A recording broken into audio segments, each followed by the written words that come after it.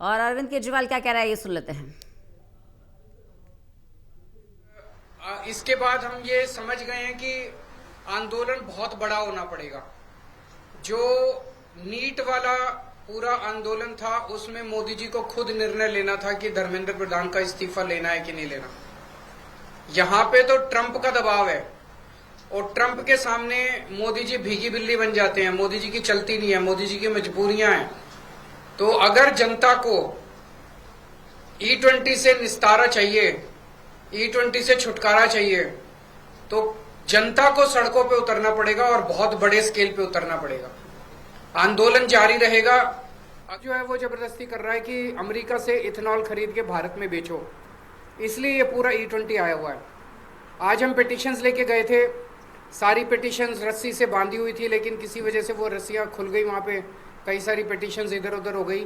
तो अगर प्रधानमंत्री दफ्तर कहेगा तो हम पूरी सारी पिटिशंस का एक फ्रेश सेट उन लोगों को भिजवा देंगे और उसके ऊपर वो गौर करके अगर 2,33,000 लोगों ने इतनी जल्दी साइन कर दिया तो जाहिर है कि पूरे देश के अंदर इसके ऊपर कितनी ज़्यादा बेचैनी है।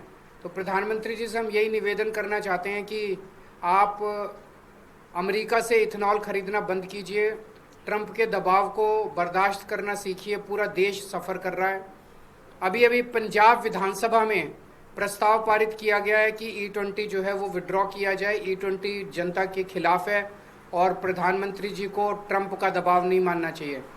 गोवा के अंदर हमारे 2 MLA हैं, गुजरात के अंदर हमारे 5 MLA हैं, गुजरात में और जम्मू कश्मीर में 1 MLA है। तो जम्मू कश्मीर, गुजरात और गोवा में भी हमारे MLAs जो हैं वो प्रस्ताव पेश करेंगे।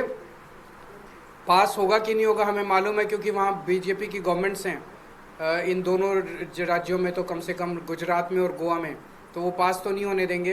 लेकिन हम पेश करेंगे उन दोनों जगह भी प्रस्ताव की E20 को विड्रॉ किया जाए।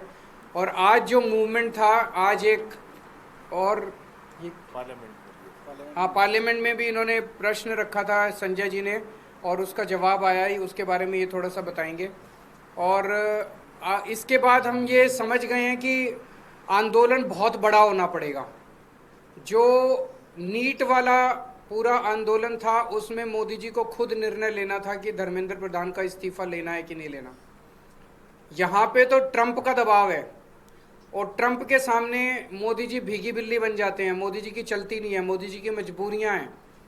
तो अगर जनता को E20 से निस्तारा चाहिए, E20 से छुटकारा चाहिए, तो जनता को सड़कों पे उतरना पड़ेगा और बहुत बड़े स्केल पे उतरना पड़ेगा। आंदोलन जारी रहेगा। अगला कब और कैसे होगा ये हम सोच विचार करके अगली कौन सी एक्टिविटी होगी हम आप सब लोगों को बताएंगे। लेकिन आज जो 100 लोग आए, जिन लोगों ने, जो विक्टिम्स थे, उन लोगों ने हिम्मत की। आज के दौर में हिम्मत करनी बड़ी मुश्किल है। जो सोशल मीडिया पे एक वीडियो डाल देता है उसकी ये लोग ऐसी तैसी कर देते हैं, फायर कर देते हैं, इनके ट्रोल उनको धमकाते हैं, इनके गुंडे उनके घर पहुंच जाते हैं। बहुत ज़्यादा गुंडागर्दी मचा रखी है इन्होंने, लेकिन यही इनकी गुंडागर्दी इनका अंत साबित होगी। अगर आपका कोई एक आप जरा सा बता दीजिए। बस सर, मैं इतने कहना चाह रहा था कि मैंने सरकार से E20 को लेके सवाल पूछा था, उनका जवाब है।